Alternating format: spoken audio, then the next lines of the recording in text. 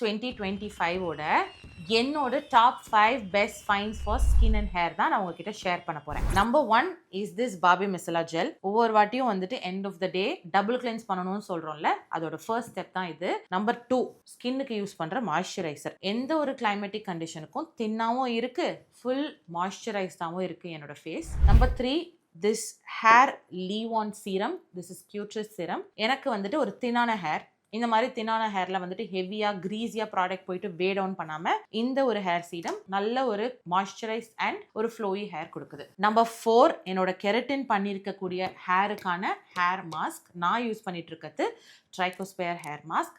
Again, it's not too heavy, doesn't weigh down my hair, நல்ல ஃப்ளோயா வச்சுக்குது.